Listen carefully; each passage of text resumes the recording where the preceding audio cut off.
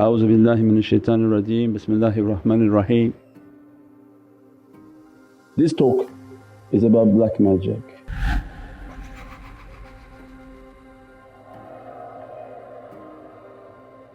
Those whom thinking they're under attack, the children are not getting married, their business not doing good, they're scared, they're frightened, somebody doesn't like them, somebody making them sick.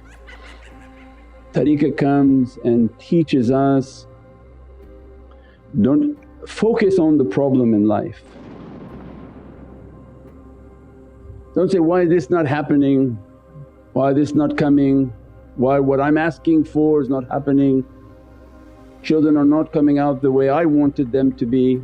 It wasn't about this world submitting to you, but it was about us, me included, me number one, submitting to Allah. He doesn't want the kids to listen, they will not listen. He doesn't want us to have that work, doesn't want us to have whatever He doesn't want, it will not happen.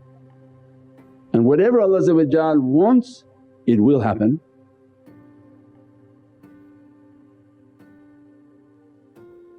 This ayatul kareem Allah say, nothing will happen. Qul, it's an order.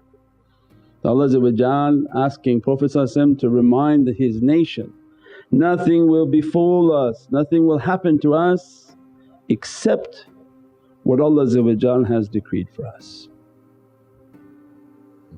Nothing. Nothing means nothing.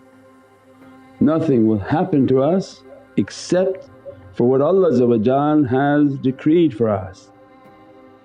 And to ignite its understanding, Allah is our protector.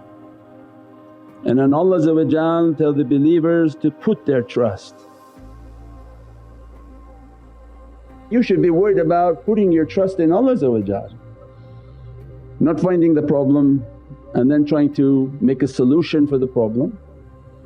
So then the adab that tariqah comes and teaches is that whatever difficulty we have in life, it's not about finding the difficulty, who's putting this magic on me? So now you broke this covenant. You thought there's something wrong and you're going to fix it. Why are you going to fix what Allah has already in store? Allah didn't know your condition? Allah doesn't know what's happening to you? Allah doesn't know there's magic and jadoo coming in your direction, you didn't get the job you wanted, you didn't have the desirable kids that you wanted. Allah didn't know that? Of course Allah knows everything, but our inner nafs wants to resolve everything. We're not happy with sabr and we're not happy with iman. It has to be resolved because this is a day of drive-through McDonald's. So Islam becomes for us like a drive-through religion. I don't like this, I have to seek out somebody to fix it. What happened to faith? What happened to testing and sabr and patience? So this is now finding a problem and finding somebody who will take this problem around. They find the magic man. We're going to do some jadoo and fix all these things. You're now in the hand of the magic man mafia, because then you're going to find all the charlatans.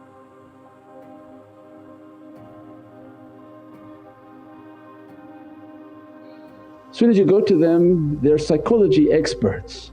I have a problem, now you open the door. My kids are not functioning the way I want and my business not coming good. They're in the business of telling you, you have jadoo. They never go to them and they don't say that you're clean. It doesn't happen. You go to a surgeon, he wants to do surgery, that's how he makes his money. He's going to cut you either way, even if you're 100% good he's going to find something wrong, I got to cut your nose off, it's too big, your ears are lumpy and bumpy. That's how he makes his money. He makes his money doing this magic bit. You have a problem and he's usually back home, far away from you. Now you locked on, what's your problem? You state the problem, now he's got your inner psychology. Oh, you kids, oh kids that's great, I'm gonna really get these people because kids everybody cares about. In business and work, before you know it you've given them all your life story, now they have something on you.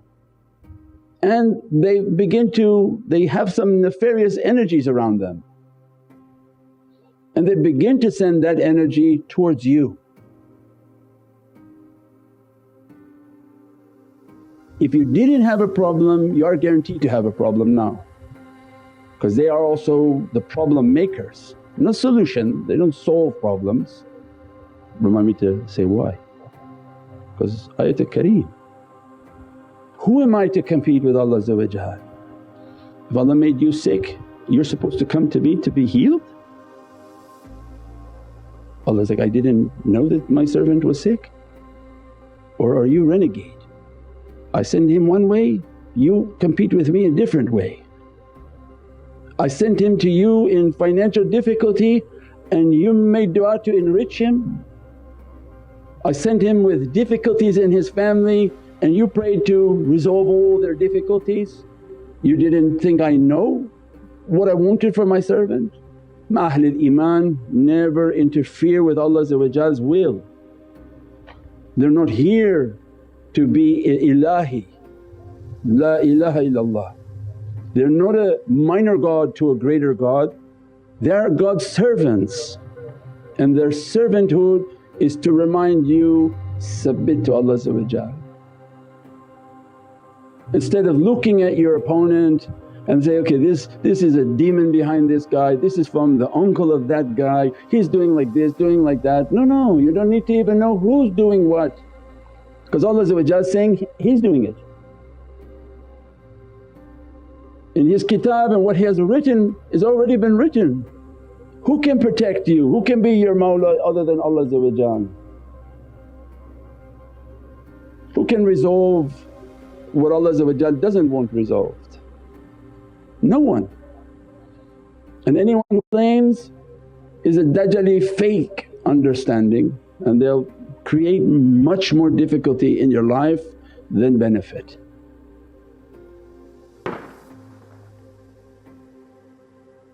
So then the true servants of Allah who trying their best to be servants of Allah to get the satisfaction and rida of Allah because that's why they do this. They're not here to change the will of Allah and prey on everybody, change their sustenance, do all sorts of miraculous things. Those are worshipping things of different cultures. But servanthood to Allah is, Ya Rabbi, how can I make you to be happy with me? Serve my creation. They're lost, teach them about guidance. They're devoid of love, teach them of love. They don't have a coordinates and direction of where they're going, give them and encourage them with good talk, with good manners, with good character, point them in the right direction and leave the rest to me.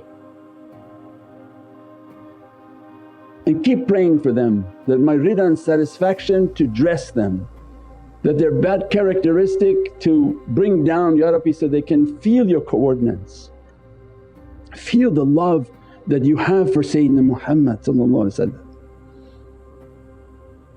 then it teaches us every difficulty we have, don't seek out somebody who's going to try to take it away. Those are big mafias.